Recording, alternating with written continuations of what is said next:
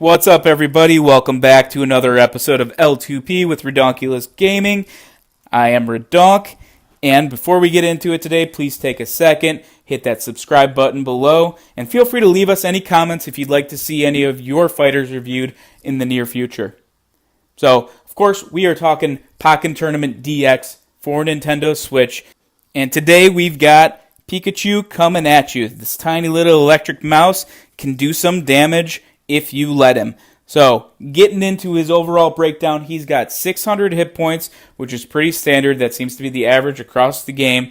He's the standard type Pokemon, despite the fact that his cousin, Pikachu Libre, is a fast type or a speed type. He is actually assigned standard. So, that being said, he does not have an overall speed element to the way he moves around the battlefield. He's actually pretty normal in that regard. However, he does have the ability to attack quickly and cleanly. So he's someone that can really chip away at you if you let him do it. Now, the best way to use Pikachu is to, of course, take advantage of his agility in his attacks. So he is fast despite his standard qualification that they've given him. He's very easy to utilize to execute combos. His combos are actually insanely easy to master. It really gives you an advantage in field, more so than the dual phase. However, just like every other fighter, you do most of your damage once you are in the dual phase. Now, up and A is how you're going to take advantage of opponents who want to attack from above. You're going to perform a cool little lightning strike and bolt and dodge upwards, hit him out of the air, and really neutralize the threat. You can charge your critical hit, which is X and A, when an opening presents. You don't want to charge it too long, so be prepared to time that properly, and that's going to open up several other attacks as a follow-up for you. And then you can always attack from midair and from a distance by jumping and pressing and holding the A button.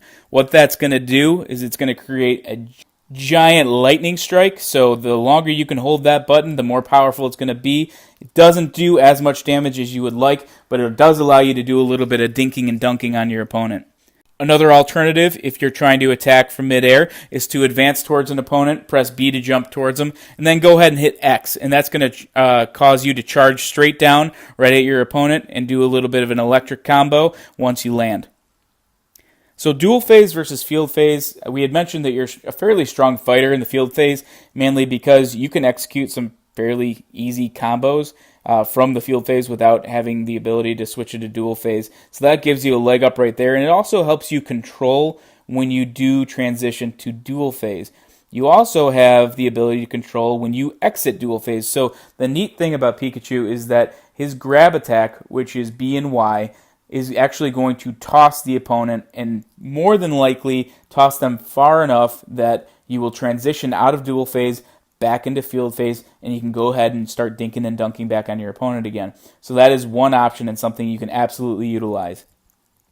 We had mentioned jumping and holding A to electrocute any opponents from far away, so if someone does try to play that range game with you, feel free. Or you can just go ahead and stay on the ground and hit the A button, and you can execute a ground shock attack. Now, Pikachu does also have a little variety in his grab attacks. We had mentioned that you've got B and Y together, which is your standard grab, but to really kind of start a good chunk of combos, you can go ahead and hit forward and A together, and what that's going to do is it's going to launch Pikachu towards the enemy just a short distance. It's not going to jump too far, and you're going to be able to grab the enemy while you're in midair and perform a grab attack that is actually pretty devastating, only because it opens you up to so many different things. So we'll talk a little bit about combos, and this will be explained further. So one of the easiest combos to execute is that forward A followed by A. That is a grab attack followed by a thunder attack, and then followed up with a grounded shock. So if you do it correctly, the graphic will show a grab, thunder or lightning strike, and then a shock on the ground towards your opponent, and then you just go ahead and close in on them after that as well. Another one that's really easy to execute is forward Y, down X, down A, and that will triple pop up the enemy in the air 3 consecutive times. So you're going to want to time that forward Y, and down X, and then finish them off with the down A, which is going to allow an electric midair tackle.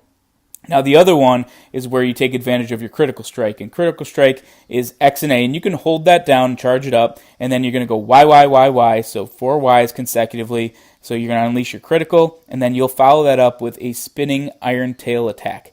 And that does a good chunk of damage, and just because of the easy use, is fairly effective.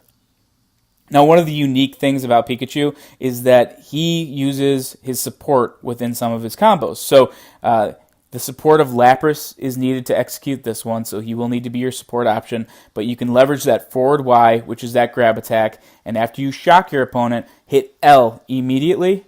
Actually, go ahead and spam it so you don't miss out on it. And then the second Lapras pops out, hit down and A together to finish off the combo. Now, Mega Evolution or Synergy Phase for Pikachu is not overly exciting. At the end of the day, you're still playing a mouse. But granted, this is a very marketable mouse, so everybody seems to love Pikachu. But the strength of the Mega Evolution just is average. You don't necessarily get a tremendous boost in speed. You're already pretty agile, as we've discussed. But you do get a slight potency increase on your overall attacks, so that's something that you can leverage. His coolness factor, again, you're still playing a mouse, and how cool you think he is probably going to be much different than how cool I think he is, because to me, it's just, it's a glowing mouse at the end of the day. He's cool, he's great, but I think people more like the cuteness and the marketability than actually the cool element that he would bring to a fighting game. So he's definitely not the coolest character in this game, but he is a lot of fun. Now, his actual finisher is average. The strength is not anything out of this world.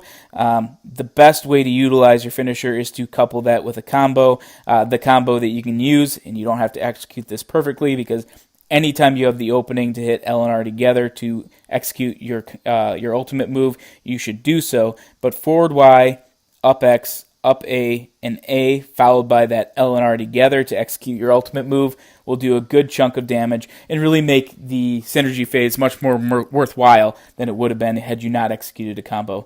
He does not do a ton of damage with his finisher, so it's not something that is necessarily a priority. The biggest thing that you probably get out of the synergy phase is the increase in overall damage and then the increase in defense. So you can use it as a defensive tactic if need be until you get good enough and comfortable enough to be on the offensive with Pikachu.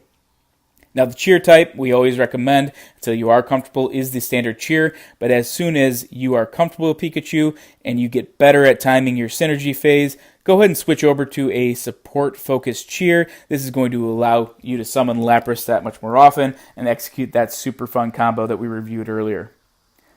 So the support Pokemon that we recommend comes down to Snivy and Lapras. Snivy has a fast charge time. Lapras has an average charge time, which is why that support focus is needed. Snivy, if you go with him, performs an anti-air attack to really nullify people who like to jump around on you a lot. And you might get that when you use Pikachu, just because he is, as I mentioned, very quick to attack, but not necessarily fast on the field of battle. And then Lapras performs that wide charge on the ground, and ultimately Lapras is obviously Pikachu's bro. He's a part of his combo, so he's always a good choice for him. And that's all we have today on Pikachu, the Fighting Mouse, in Pokken Tournament DX for Nintendo Switch. Appreciate you guys stopping by. Please remember to subscribe to our channel, and you can follow our Twitter handle at RedonkGaming or visit us at www.redonkulousgaming.com.